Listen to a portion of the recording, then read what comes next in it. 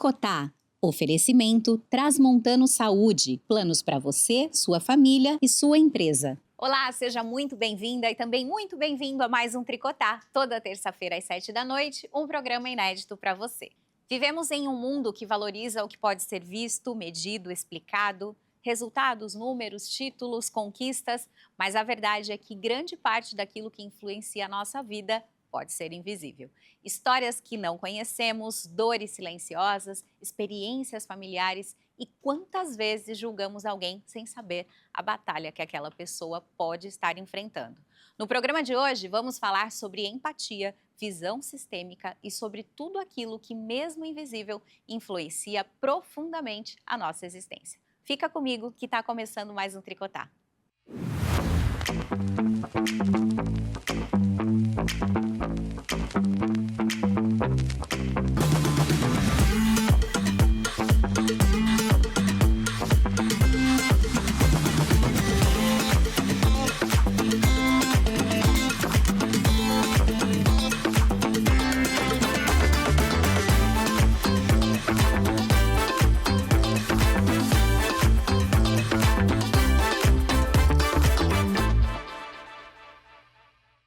Começando o Tricotá de hoje sobre um tema que eu adoro, estou super animada para falar sobre esse assunto aqui. Nem tudo que nos move é visível. Mas olha só, deixa eu apresentar para vocês antes as convidadas que estarão aqui comigo. Débora Cunha, seja bem-vinda. Oiê, tudo bom? E aí? Animada para esse papo? Ah, eu gosto. Você também. é mais do visível ou do sutil? Eu acredito muito nesse sutil. Opa, gostei. Está aqui com a gente hoje também Thaísa Nusa, que é a nossa tricoteira especialista em investimentos. Preparada, Thaísa? É um assunto mais difícil para mim, mas bora lá. Para quem lida com finanças exatas, mas eu sei que tem muita coisa aí. Tem. Luciana Kirsten, a nossa nutricionista. Seja bem-vinda, Lu. Obrigada. Animada? Muito, muito. Quero te ouvir também. O sutil, o invisível faz parte da minha vida todos os dias. E a nossa convidada de hoje é a Andréa Umbuzeiro. Ela é terapeuta, tem um espaço de terapias integrativas, posso falar Isso. assim? Então seja bem-vinda, Andréa. É um prazer ter você aqui. Muito obrigada. Oi, pessoal, tudo bom? Antes da gente entrar no assunto, eu vou pedir para você se apresentar, falar um pouquinho da sua trajetória, mas eu vou contar como é que você se apresentou para mim. Eu acho que num mundo, não que a gente já se conhecia, mas acho que no mundo em que nós vivemos, isso nem vocês sabiam, eu pedi para ela me mandar uma biografia, eu sempre peço isso para os convidados, né? E a Andréa, ela escreveu como se fosse uma carta para mim, se apresentando: eu sou a Andréa, eu faço isso, isso e isso. Com carinho, Andréa. E ela mandou isso pra mim, gente. E nos dias de hoje é muito raro a gente ter esse cuidado, né? Então eu vou pedir pra você se apresentar agora para o nosso público, porque pra mim foi muito especial. Ai, que bom, que bom. Bom, eu sou santista de nascimento, né? Já fiz 61 anos esse ano. E toda a minha trajetória profissional, ela foi embasada aqui em Santos e com muitos cursos também fora de Santos. Faço parte do empresariado santista, sou sócia da Transbrasa também, mas a minha vida sempre foi voltada para a parte invisível, né? Esse mundo sutil que sempre me encantou. Eu sempre fui uma criança muito curiosa, sempre quis saber a razão das coisas, e isso foi muito estimulado pelas escolas e pelos lugares que eu estive. Então, quando eu já estava assim com uns 19, 20 anos, eu comecei a estudar esse mundo e nunca mais parei. E eu comecei nas práticas acho que eu já nem sei que ano foi, mas eu comecei nas práticas através de florais, cromoterapia, que naquela época era uma coisa assim meio, bruxaria e tal, não sei o quê. E eu fui fazer psicologia, inclusive, na época, para ver se tirava esse rótulo. Mas, enfim, o meu eu, né, a minha alma, buscava muito mais do que teoria. Então, quando eu cheguei ao 3º ano da psicologia e veio aquela pressão né, de você não poder ter práticas quando você está na psicologia, eu resolvi largar a psicologia e seguir em frente com as práticas alternativas, fiz bioenergética, fiz coaching, nossa, eu fiz um monte de coisa na vida. Né? E no mundo corporativo, eu fiz comunicação, eu fiz formação de gestão de pessoas, me preparei para estar frente ao RH da empresa. Ótimo. A gente, no decorrer do programa, a gente vai falar bastante sobre essas práticas, como que vocês lidam. Fiquem à vontade também, tá, meninas? E nós temos uma série, né, que está agora na sua 3ª temporada. Assistiram Uma Nova Mulher? Sim. Alguém Não, já assistiu? Eu assisti as 3. Não assisti. Ok, e eu também. E essa série, ela fala sobre as constelações, né, constelações sistêmicas. É uma série turca. É uma série Isso. turca muito boa, eu recomendo que todos assistam. E eu sou suspeita para falar, gente, porque esse é um assunto que eu adoro. Não falo muito sobre isso, mas eu acho que a gente vive também muito essa dualidade, né? Quando a gente fala de espiritualidade, a gente não está falando aqui de religião, mas quando a gente fala de espiritualidade, de fé, parece que é difícil você viver nesses dois mundos. Né? Do mundo do trabalho, do dinheiro e o mundo da espiritualidade, existe um conflito muito grande. Eu já quero trazer isso aqui para discussão. Como que isso é para vocês? Quer começar, Lu? Vai. Sim. Sim. Você diz a relação trabalho-espiritualidade? Para mim, não tem como desconectar uma da outra. Porque quando você escolhe algo para fazer, você escolhe transbordar na vida da outra pessoa. E isso está associado ao dom e talento. E o dom e o talento, um é treinável, o outro é algo que já está em você. E para você replicar, você tem que estar muito conectada com a energia maior, que eu chamo de Deus. E então tudo flui de uma maneira diferente, porque então você toca nas pessoas de alguma maneira, dentro da profissão que você escolheu, e você se torna um instrumento para então levar algo para sanar uma dor, para sanar algo que aquela pessoa precisa, para ela também transbordar em outras pessoas, porque na verdade somos uma corrente. Ótimo. Um transborda na vida do outro para que o outro transborde na vida do outro e que assim a gente possa emanar coisas boas, energias boas e soluções também. Thaísa comentou que tem um pouco de dificuldade, né, nesse assunto. Como é que você enxerga isso? Eu acredito que tem a ver com que lado que a gente está falando sobre essa parte mais sensível. Então, no meu trabalho, levar em conta essa parte do background de cada um, das crenças de cada um, é extremamente relevante e é essencial. Porque se a gente for levar em conta só a parte do número, enfim, da matemática pura, é sempre mais do mesmo, é sempre uma IA te responde sobre isso, um livro te responde. Mas quando a gente está falando sobre dinheiro, cada pessoa traz em si crenças, traz medos, traz histórias de vida, dificuldades ou abundâncias, enfim, cada um tem uma relação com isso e que não tem como ignorar, né? Isso tem tudo a ver com o planejamento que você vai fazer para alguém. Então, quando eu falo dessa parte, o sensível é extremamente cotidiano e eu respeito muito isso.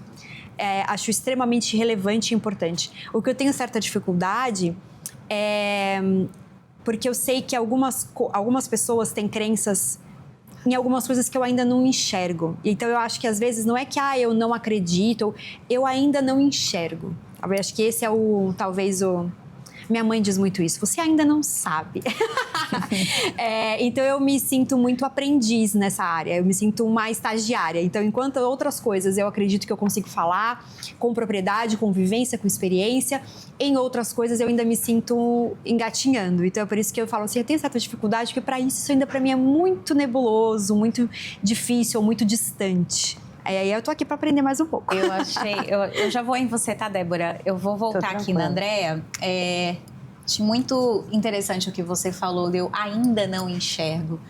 eu vou voltar com você e pedir para você explicar um pouquinho melhor, mais detalhadamente, quando a gente fala de constelações, o que é olhar o ser humano de maneira sistêmica, porque ali a gente precisa respeitar o tempo, assim como a gente precisa respeitar o tempo de tudo.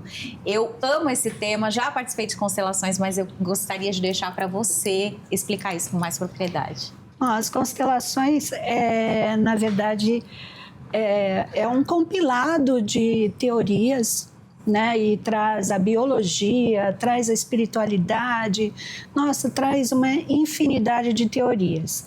E o mais importante que eu vejo da constelação é que ela coloca cada um no seu lugar, porque a gente está falando de leitura de campo. O que é esse campo? Né? É um campo mórfico. O que quer dizer isso? Cada um tem uma rede de informações que vem desde os seus antepassados. Então, é a mesma coisa que eu falar. Você tem uma informação de DNA, você tem uma informação também da sua espiritualidade, né? E é muito importante a gente deixar claro, né, que a constelação familiar, ela fala sobre espiritualidade e não espiritismo, que são coisas completamente diferentes, né? Todo mundo tem sensibilidade de fazer uma leitura de campo.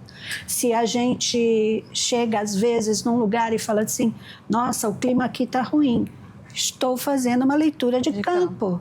Porque ali existem informações no ambiente que não são informações gostosas, né?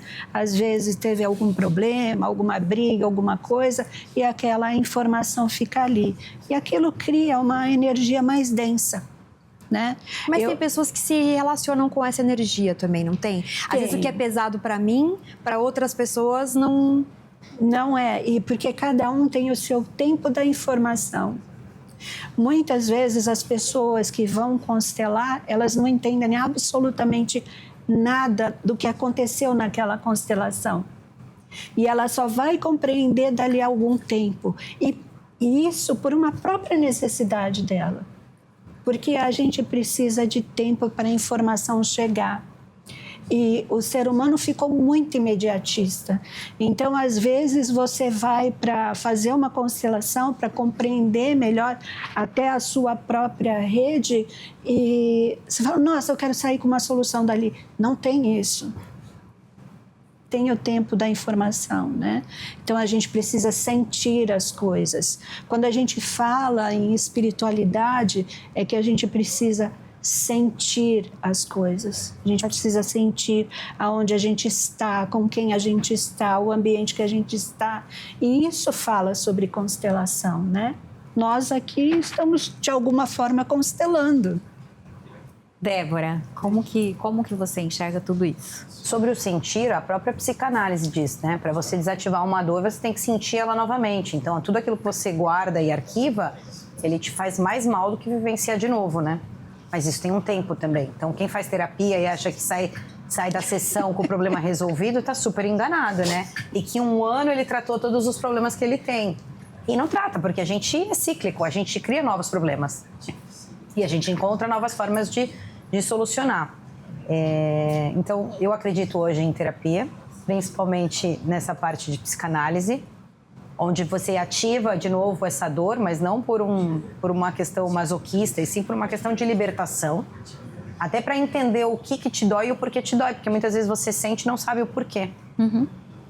E eu também acredito num mundo invisível, uma parte espiritualista da coisa. Eu acho que a gente tem informações que não são só nossas, que são herdadas de alguma forma. E aí a gente tem o livre-arbítrio de fazer o que a gente quer com essa informação dessa herança, né? Então, muitas vezes a gente carrega achando que a nossa vida depende de carregar aquele saco de pedras. E muitas vezes é só se libertar desse saco de pedra por todos aqueles que viveram antes de nós. É muito engraçado. Eu nunca constelei, nunca fiz constelação. Mas quando eu tive a minha primeira filha, eu fiquei outra pessoa. Assim que ela nasceu, eu levei um bom tempo para ser eu mesma. Eu sentia um medo que não era meu. Eu fiquei uma pessoa com atitudes e coisas muito engraçadas. tristes, assim, sofridas. Eu sofri muito e eu via as pessoas em volta de mim sem saber o que fazer e a minha filha chorava muito.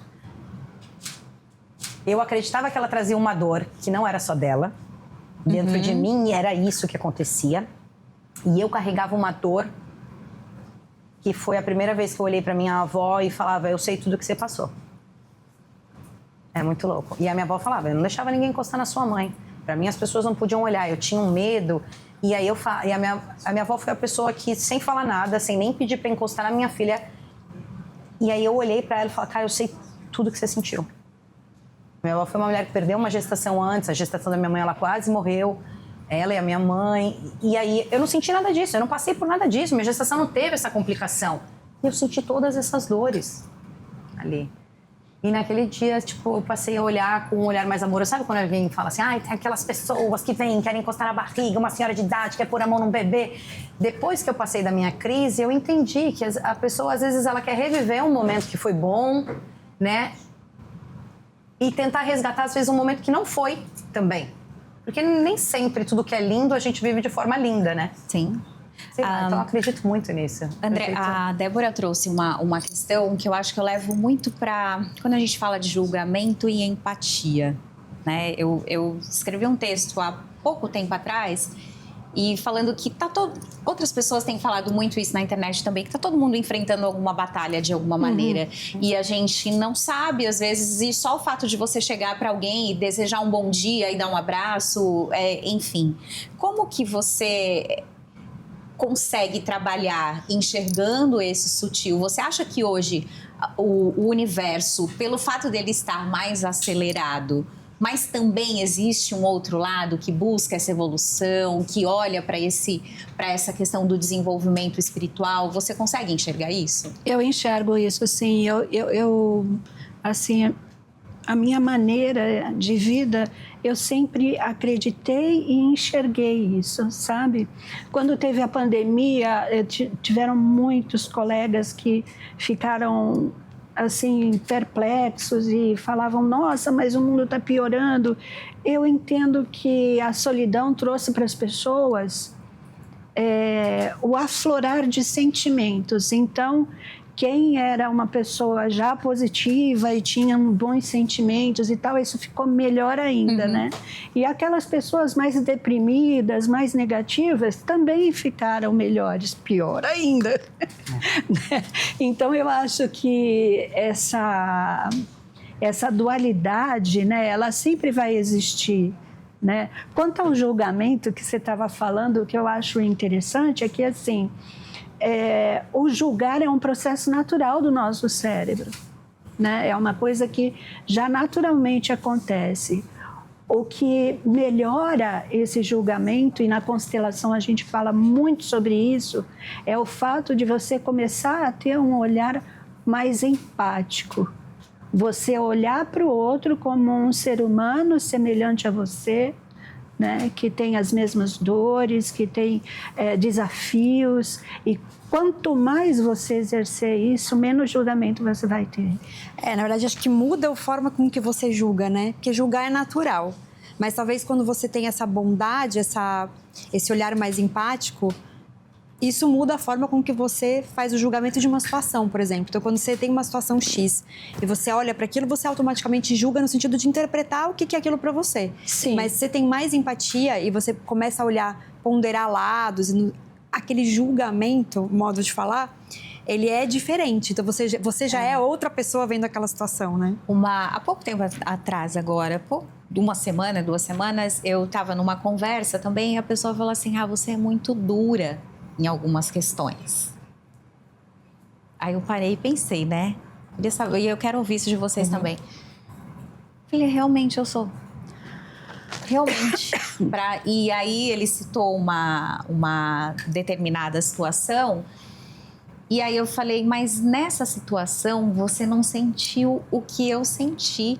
Então como você pode julgar algo se você nunca passou por isso? E essa pessoa, ela perdeu o pai muito criança, tinha 9 anos. Quando perdeu o pai, eu falei, eu nunca vou poder falar, nunca vou sentir o que é perder um pai aos 9 anos. Eu nunca vou poder falar nada sobre isso. Então, eu acho que levar para esse lado também, a gente consegue não só se colocar no lugar do outro, não justificar, porque eu sei que eu queria melhorar naquela situação, mas somos seres humanos, né? Estamos aqui em evolução.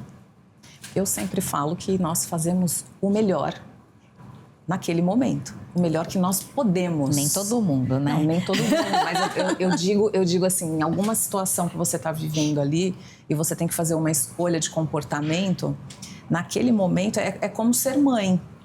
Ninguém quer errar sendo mãe, principalmente do primeiro filho. Meu Deus do céu, que conflito que é a maternidade, né? Aquela criança foi entregue, não veio com manual e um monte de gente querendo dar palpite. Coloca pelinho do cobertor que para de soluçar, coloca isso, dá chupeta, não dá chupeta. E todo mundo quer te dar ali uma opinião, quer te dar um conselho e você não sabe. E aí você acaba fazendo o melhor dentro daquilo que está exposto para você. E são escolhas. São escolhas. Eu tive um psicólogo que falou para mim que, na verdade, sim, que as pessoas sempre fazem o melhor que elas podem. Mesmo sendo algo horrível. Foi aqui no programa, não foi? Não, antes. Tá. Antes. Okay. Teve também, o doutor Igor falou disso, né? Sobre autossabotagem, né? Ele até falou. Mas eu já escutei isso em terapia antes, no sentido assim, de que toda mesma atitude ruim para aquela pessoa faz um sentido bom. Nem que seja só para ela. Então, é o melhor que ela pode. No sentido, não que ela pensou sobre isso, que ela refletiu, eu vou fazer o melhor que eu posso. Não, mas ela tá te entregando o melhor que ela pode. E porque eu sou muito julgadora nesse sentido, né? De, será que é mesmo? Porque podia ter feito assim, porque podia ter feito assado, porque eu esperava tal coisa. Porque é com o seu olhar, é com a sua bagagem. Então, ele explicou muito sobre isso. Falou, cara, ninguém pode fazer mais do que o melhor que ela pode fazer. E é isso que aconteceu? Certo, errado, bom ou ruim, foi o melhor que ela podia te entregar. Andréa, eu tô aqui prestando atenção. Dá pra gente zerar tanto o nosso julgamento nesse... O julgamento, ele não vai zerar, né? Olha eu respirando aqui, ó. O julgamento, na verdade, ele não vai zerar. Primeiro que o principal julgador é o julgador interno. É isso. E assim, o julgamento ele não vai zerar porque você acaba fazendo uma projeção do teu próprio julgamento. Então, ele não vai terminar. Você sempre vai julgar alguma coisa. O que eu acho importante a gente falar é no julgamento de uma forma crítica, né? Aquele julgamento que é... Talvez, eu acho que vil é uma palavra muito forte, mas aquele julgamento que tem um certo ácido, sabe? Que não vê o contexto. Uhum. Porque tudo a gente tem que olhar para o contexto, né? De repente eu posso falar, nossa, você viu que rispidez que a pessoa falou? Qual foi o contexto que aquilo aconteceu? Sim. Né? E hoje em dia a gente não vê as pessoas contextualizando os assuntos, né? Absolutamente nada, cortes, na verdade. São só Fora os cortes da internet, e cortes, né? Meninas, chegamos ao finalzinho do primeiro bloco, a gente vai para um break rapidinho, a gente volta. Eu quero falar mais sobre constelações. Constelações fala muito sobre o lugar, né, os vínculos familiares, então a gente já volta com mais Tricotar.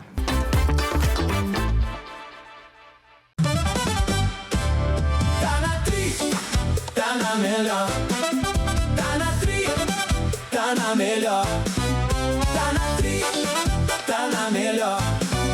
Tá na Tri, tá na melhor. Vem aqui ficar com a gente. Nossa rádio é diferente, é feita de alegria e emoção. Vem, abre um sorriso. É tão bom estar contigo, seja qual for a direção. 45 anos de sucesso, você já tem o ingresso. Vem comemorar com a gente, porque tá na Tri, tá na melhor. Nossa rádio é diferente, vem pra Tri FM, vem pra Tri FM. Tá na Tri, tá na melhor. Seu peso pode até estar adequado, mas e a sua saúde metabólica?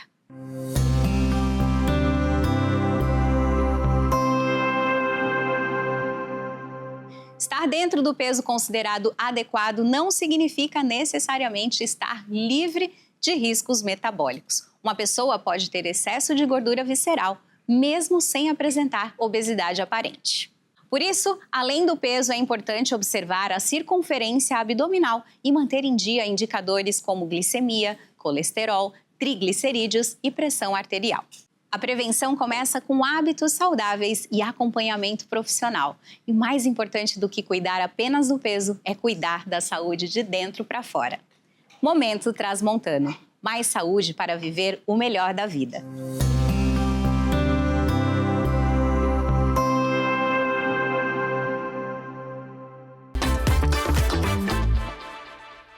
Estamos de volta com o Tricotá. Saímos aqui para o intervalo e com muitas dúvidas sobre constelação, né? E eu, como eu sou uma pessoa que já passei pelo processo, tanto presencial quanto do online, a Lu me fez uma pergunta e pediu para a gente dar um passinho para trás e a Andréia explicar realmente o que é um processo de constelação, como ele funciona, ele é presencial, ele é online, quem participa?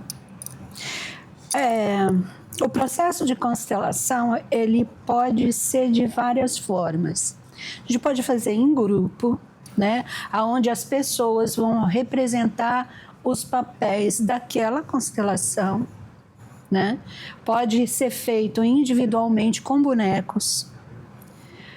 Há quem faça também com bonecos na água, né, onde o próprio bonequinho vai ali na corrente da água mostrando a situação. É possível fazer também online, né? E aí online nessas modalidades e também online com pessoas, e aí fica um grupo fechado, né? E só aquelas pessoas participando da constelação. Enfim, as pessoas foram se adequando para trabalhar com as constelações, porque o boom das constelações Foi na pandemia? Foi na pandemia. Então, as pessoas foram se adequando para colocar as constelações. Mas, basicamente, a constelação, o que ela vai mostrar é assim, se você tem uma questão, né, na sua vida que você quer resolver e você vai trazer essa questão para a constelação. Eu posso chegar e eu tenho uma casa que eu preciso vender e eu não consigo vender essa casa. Então, essa é a minha questão que eu vou levar para o constelador. Eu preciso vender uma casa que eu não consigo vender. Isso é um objeto, né? É o objeto da constelação. Então, dentro desse objeto de constelação, eu vou ver tudo que interfere na venda dessa casa. Então, o que eu posso ter lá? Que a família que morava nessa casa era uma família muito apegada à casa e aquilo tinha um ambiente tal, né, que ninguém queria se desfazer daquele imóvel, e aí vem a dificuldade de vender a casa. E aí, então, eu vou colocar os personagens desta família.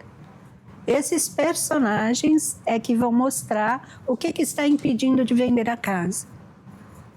Se era uma herança que veio da avó. Eu já nem imaginava que isso poderia ser feito por algo tão objetivo. Total. Eu achei que era uma coisa tipo assim, sei lá, tenho medo de falar em público. Não. Tem uma dificuldade de relacionamento. Não, tudo bem, com mas alguém eu achei que era família. Só uma coisa mais não uma coisa concreta, né? Não uma coisa concreta. Mais subjetiva e mais sentimental. Isso. A constelação, de uma forma objetiva, que a gente pode falar, é a constelação no direito, né?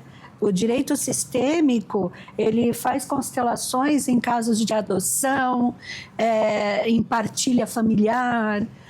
Então, são coisas muito concretas. O processo né? de direito já aceita Já um processo aceita. de constelação para determinar um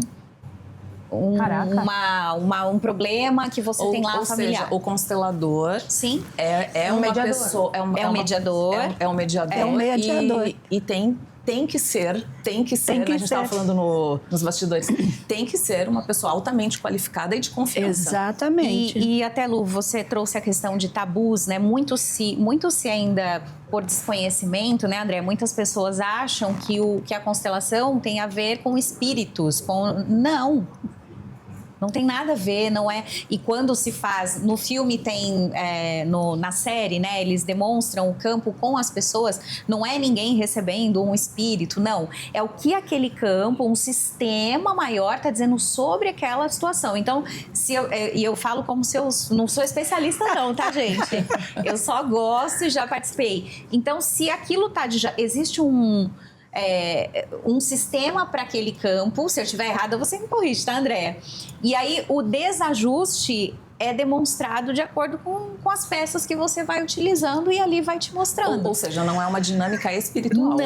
Não, nada. Porque eu tenho certeza que essa é uma dúvida do público. Porque como eu coloquei também aqui nos bastidores, eu fiz parte de um grupo onde intencionalmente eu estava ali para viver uma constelação, e quando eu entendi que seria em grupo, eu recuei. Eu falei, não quero fazer. Não quero me abrir dessa maneira. Não quero me abrir, não quero me expor. Até porque, de fato, o dia que fizer uma constelação será com um profissional e somente eu e o profissional. Não quero fazer em grupo. Isso já está decidido e já estava até antes de eu saber o que era, né? É a mesma coisa que terapias em grupo, né? Tem pessoas que fazem terapias de grupo e bem. pessoas E tá tudo bem, e tá tudo bem. Eu não vai rolar. Até porque se eu for levar uma questão do momento... Para mim, é algo muito pessoal, é algo muito particular, é um desafio que provavelmente vou estar vivendo ou estou vivendo hoje. Então, para mim, não faz sentido estar num grupo, até para que o constelador esteja muito focado e direcionado em mim. A constelação que foi trazida pelo Bert é a constelação posta, é com pessoas representando os papéis. E isso traz muito benefício, porque todas as pessoas que estão ali representando, de alguma forma, elas foram escolhidas para representar e elas também estão constelando parte da história delas. Porque lembra que a gente estava falando sobre campo e tal? Nós estamos todos interligados. Não tem como não estar, né? Então, quando eu trago alguma fala, eu estou solucionando o problema de alguém que eu nem conheço, que eu nem sei, né? Então, o grupo, ele é muito salutar, né? Só que o que aconteceu, e aí eu vou falar como mercado de constelações familiares, né? O que aconteceu é que popularizou muito constelação familiar, e aí nós tivemos muita gente procurando para fazer a formação e tal, mas que não havia um preparo anterior. Essa é a minha preocupação. Né? Então, é um assunto muito delicado, você está lidando com pessoas, né? Imagina você, a Vanessa estava falando a respeito de estrutura familiar, né? Às vezes, numa família, tem 4 filhos, né? O casal mais 4 filhos. E existe ali um segredo que os filhos não podem saber, né? Ou que os pais escolheram que os filhos não soubessem. E esse segredo é um aborto que a mãe teve. Esses 4 filhos estão em lugares errados. E isso traz um conflito muito grande na família. Então, quando a pessoa vai constelar isso, olha, você é o filho número 1, você é o filho número 2, você é o filho número 3, aqui tem outro filho, que é o número 4, e você é o filho número 5. Então, aí coloca-se todo mundo, cada um no seu lugar. E aí sim você tem uma harmonia de campo, que é como você tocar uma música e colocar uma nota no lugar errado. Então, a constelação faz isso. E é comprovada a eficácia com os bonecos? É comprovada a eficácia com os bonecos. Eu quero fazer com bonecos. Com bonecos, não quero as pessoas. Que isto fique bem claro. Eu quero saber da comprovação. Eu quero só falar com o boneco, o meu problema. É sobre isso. Olha, qualquer coisa você constela, né? Com qualquer coisa, porque o objeto, na verdade, ele vai representar ali um papel. Sim, representação. Certo. Tá. E você pode constelar com desenho, você pode constelar com palavras. Depende muito da sensibilidade que a própria pessoa que vai trazer o assunto, ela tem. Existem pessoas que são extremamente visuais. E se você falar alguma coisa de constelação para ela e não estiver aquilo fisicamente representado, ela não vai acreditar. E não alcança, né? O sentimento não alcança. Exatamente. Tá vendo? Foi por isso que meu psicólogo fez isso comigo. E por isso que a gente precisa respeitar, né? E respeitar o espaço e o tempo de cada um. Eu sou uma pessoa que gosto, já participei, já fiz. Eu comprei um livro de autoconstelação semana passada. E eu leio, e eu fiz até para uma pessoa conhecida e deu certo, André. Que dá. E tem questões que você pode constelar, dinheiro, escassez, porque é tudo crença. E aí você mexe naquele sistema, mas não adianta eu pegar um livro, por exemplo, desse que eu comprei e queria dar pro meu namorado. Não adianta, ele é completamente o oposto. Então não adianta eu dar para ele que ele vai ler e não vai ter... E dinheiro é uma coisa muito interessante de falar em relação a isso, que assim, o dinheiro é uma entidade, né? Ele é uma figura, Sim. né? Não é só um instrumento, que as pessoas olham para o dinheiro como um instrumento, mas ele é uma figura, ele também tem uma história, né? Ele tem uma história intercalada com as famílias, então a gente tem que olhar para o dinheiro de uma forma diferente também. O André, e dentro desses conflitos, né, que a gente está falando de campo, de leitura de campo, de cada um no seu lugar, você vê que tem muitas questões relacionadas a pai, a mãe, a filhos. Eu sempre ouvi que pai e mãe, o pai te deu a vida e a mãe também, pronto, eles já fizeram o papel deles, você já tem que ser grato por isso.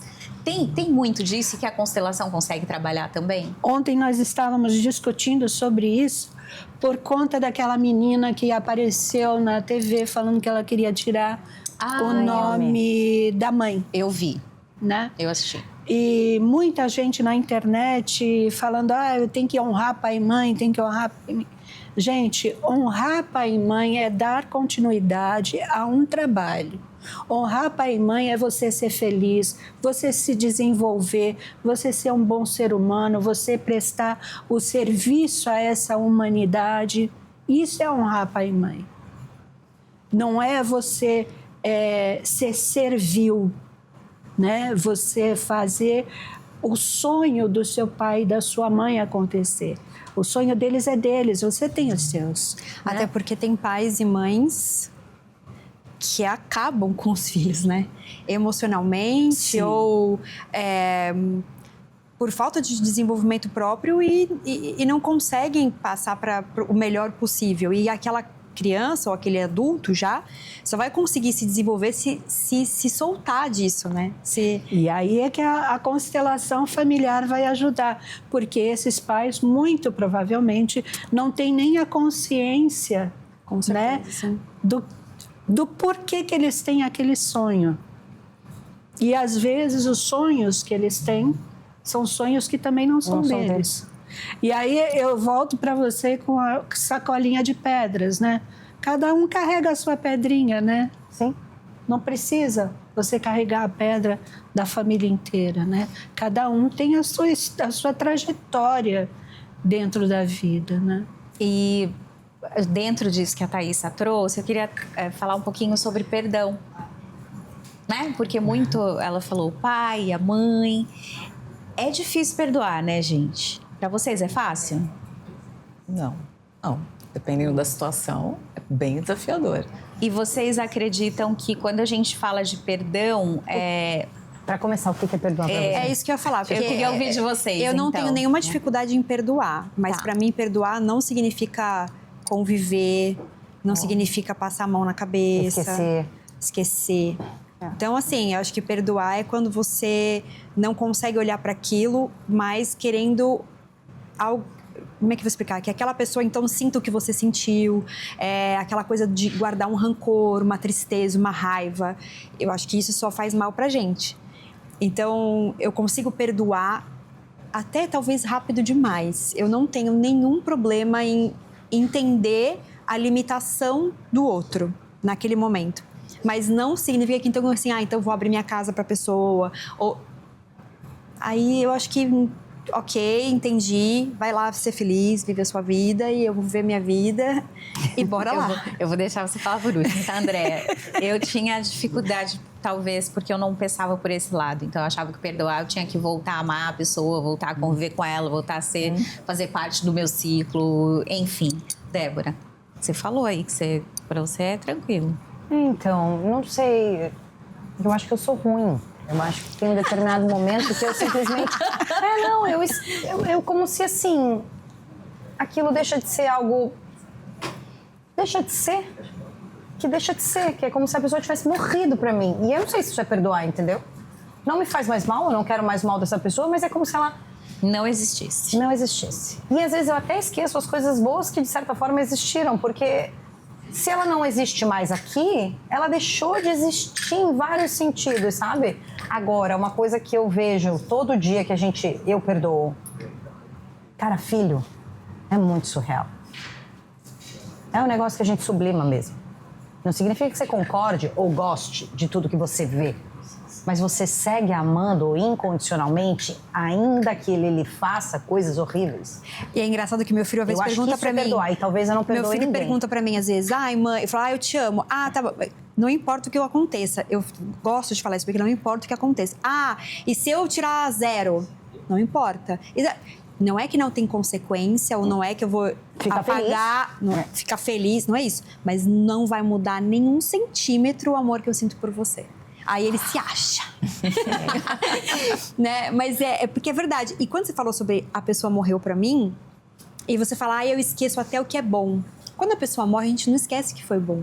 Isso é verdade. Entende que é diferente? Sim, é diferente. Então, assim, uma vez eu encontrei uma pessoa que me fez muito mal, de propósito, assim, de uma maneira de trabalho, tá? Calculada, né? Enfim. E ok. E passou, e aí eu passei uma dificuldade por causa disso, e tararará. E aí depois, muito tempo depois que eu vi essa pessoa, ela nem me viu. Vi na praia, tava correndo, e a pessoa tava na orla da praia. E tava junto com a mulher, né? Que tava desde aquela época. Eu só consegui sentir, nossa, eles ainda estão juntos, que bom. Estão fazendo bem um pro outro. Tipo assim, não quero mais... Não quero conversar, não quero dar bom dia, não quero... Mas essa dor, esse negócio, essa não coisa... Não tinha. Então, assim, eu não sei se é bom, se é ruim. Eu sei que pra mim isso sempre foi muito natural. Às vezes até rápido demais, talvez, sabe assim? Mas não... Filho, então, aí... Quer falar, Lu? Eu acho que... Antes da Andréa. Antes dela. Pra mim, o perdoar... Fica um tempo, aquilo ali ainda fica machucando um pouco e depois acontece como você. Não quero mais o relacionamento. Não deve mais fazer parte. Ok, se encontro na rua, ok, bom dia, boa tarde, boa noite, tá tudo bem, ok, tchau. Não, eu não vou perguntar se tá tudo bem, mas se perguntar eu respondo. Mas não, assim, quebra algo, principalmente que só machuca quem tá muito próximo. Sim. Então, levando por este lado, então, de fato, fica aí, como você disse, fica aí, eu fico aqui, vai ser feliz, eu vou ser feliz aqui, tá tudo bem. Com alguns relacionamentos, eu acho que talvez seja um pouco mais fácil. Com relacionamentos familiares, eu acho que às vezes existe uma cobrança muito grande de você voltar a tudo conviver com aquela pessoa. Eu ouvi uma vez algo que disse sobre distância de segurança. E eu vivo essa distância de segurança quando é familiar. Não há um corte de relacionamento, mas também não há uma proximidade ao ponto de permitir com que você volte a fazer aquilo que você fez comigo. Eu acho que é isso. É que eu acho que aí existem muitas coisas, bombardeamos né? você, né, Andréa? Tadinha. Essa fala toda aqui, nossa, que assim, no meu ponto de vista, né, quando a gente fala em perdão, nada acontece com a gente que a gente não permita. Então, o perdão tem que começar pela gente. Eu não posso pensar em perdoar um outro se eu não me perdoar por aquilo ter acontecido, porque eu não soube me preservar. Perfeito. Então, eu não tive Nossa, a percepção daquilo que a pessoa fez para mim. Então, eu me perdoo para poder perdoar o outro, porque só dessa forma há uma reparação, né? E perdão é reparação, né? Eu gosto muito do Ho'oponopono, sou uma praticante de Ho'oponopono desde os meus 20 anos de idade. E assim, o Ho'oponopono, ele fala muito sobre o perdão, e o perdão começando em você. Um filho é um ser humano como qualquer outro. Então, você pode amar incondicionalmente outro ser humano também, que não seja seu filho. Então, essas coisas são muito conceituais, né? São coisas assim, e muito delicadas internamente, né? Quando a gente fala em família, né? Em distância de segurança, eu acho isso perfeito, acho ótimo isso. Mas o perdão, a gente não precisa ter esse apagar, né? Sim. Porque isso é o oposto ao amor, né? A gente fica, às vezes, tão magoado que eu comecei dizendo que eu era ruim. Tipo, a gente fica tão magoado que aí o desprezo é o nosso melhor sentimento para entregar, né? Então são muitas coisas, né? São muitas nuances. Camadas e camadas. Camadas e Quantas vezes a gente não camadas. fica magoado com alguém por algo que ele não fez pra gente? Quantas pessoas isso... É verdade. Né? Tipo, fez pro outro, e isso foi em terapia. Teve uma situação, e até foi dentro da minha família, mas ele não fez pra você. Eu falei, mas fez pra todo mundo, de certa forma. Não fez. Então, essa dor que você tá carregando, ela não é sua. A que você tá sentindo, tem que entender o porquê que você tá sentindo. E foi aí que eu consegui me libertar, e eu não matei essa pessoa. E aí foi o que eu entendi, assim. Não matei. Ela é assim, eu sou assim. E não que a gente não possa mudar. Mas aquilo foi dentro daquela situação onde ela era daquela maneira. Eu também acho que acontece muito, às vezes, a gente não fala como a gente se sente. Então, isso eu aprendi no meu casamento. Então, às vezes, ele fazia coisas que me machucavam, mas ele nunca nem sabia que aquilo me machucava.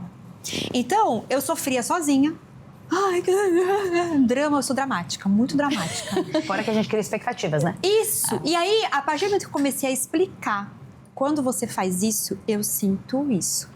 Então, isso me machuca. Mas não tem nada a ver, eu tô fazendo isso por causa daquilo. Entende? Aí a gente começa a entender um pouco melhor aonde a outra pessoa tá. E aí é que vai dar escolha. Então, se ela se sente assim, então eu não vou fazer mais porque ela se sente assim. Ou... Vou fazer só pra irritar. Eu entendi o jeito. Então, assim, eu acho que isso também a gente tem que aprender um pouco a falar um pouco sobre o que a gente está sentindo pro outro, porque um monte de problema que a gente tem, principalmente familiar, é a falta de comunicar. Isso facilita, e se você comunicando, aí mesmo assim o outro optar em agir daquela maneira, aí você... Desde pequenas coisas, olha, quando você faz assim, meu irmão sei lá, meu pai ficava mandando coisas pra ele, do tipo assim, concursos públicos, coisas assim. Meu irmão já é concursado. Então, o que meu irmão pensava? Cara, ele acha que meu emprego não é bom o suficiente. Ele acha que eu sou uma porcaria. E assim, meu irmão é super graduado no negócio dele. Meu irmão é muito fera no que ele faz. E ele que se sentia apequenado, porque o pai... Não, falei assim, mas meu pai nunca disse isso. Ele só tá mandando coisas pra você. Você chegou a perguntar por que ele tá te mandando? Ele perguntou? Né? E aí ele perguntou. E por que ele mandava? Porque ele acha que... Ele é velho. Então o que acontece? No sentido seguinte... Era um jeito de ter um assunto com ele? Um assunto. Porque acha que como é uma coisa assim, de repente é melhor. Da área dele. Ele não tinha nem noção do que ele só ia mandando pra ter um... Entende? Então, pra manter contato. E aí o meu irmão tava lá, tratando ele em terapia, porque meu pai acha que eu sou uma porcaria. E não acha que você é uma porcaria. Entende? Então, assim, às vezes pode achar mesmo. E daí fala assim, mas espera um pouquinho. Aí o cara, putz, não era isso que eu queria dizer. Então, assim, se a gente não fala, não para pra conversar...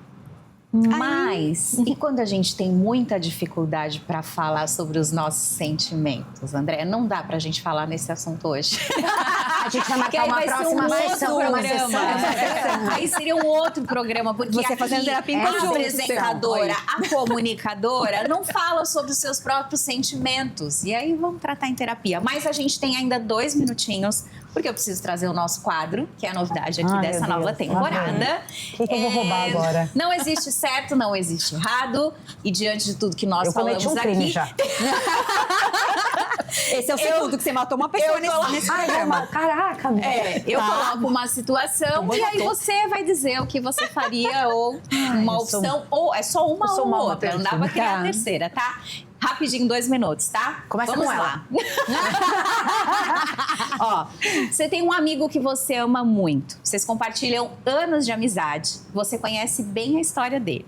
Nos últimos meses, você percebe que ele vem tomando algumas decisões que, na sua visão, podem comprometer a vida pessoal, a carreira e até colocar a saúde emocional, física dele em risco.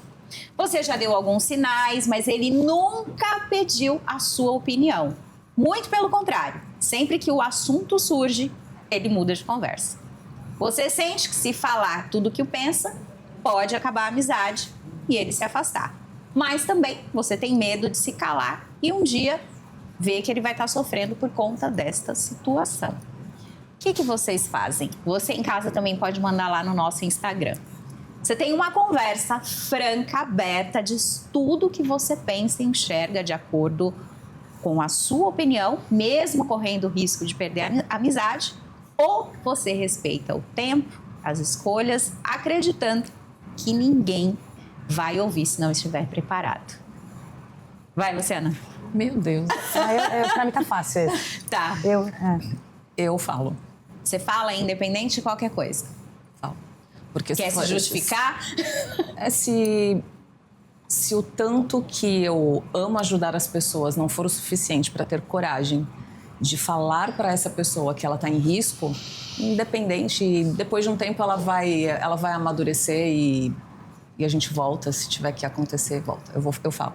Débora? Não falaria nada, só estaria do lado. Hoje eu só ficaria do lado. Eu falaria. Thaísa? Vou deixar a Andréa por último.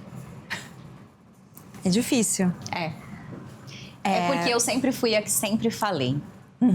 Mas hoje eu não falo mais. Porque se a pessoa não quiser me ouvir, ela não vai me ouvir. E isso é pra amizade, pra relacionamentos, pra filho, pra tudo. Já falei assim, na frente, perguntei pra ela e respondeu. É engraçado porque assim, pra filho, pra marido, eu falo. Mas nem pra filho eu não falo mais. Falo. Vai, Thaís. É difícil. Pra mim, caberia um depende do assunto, né? Aqui não tem isso. Como não cabe isso... Mata ou morre. Não, eu assumo o risco de perder a amizade. Ok. Eu vou falar. Andréa, pra gente finalizar. Não falo.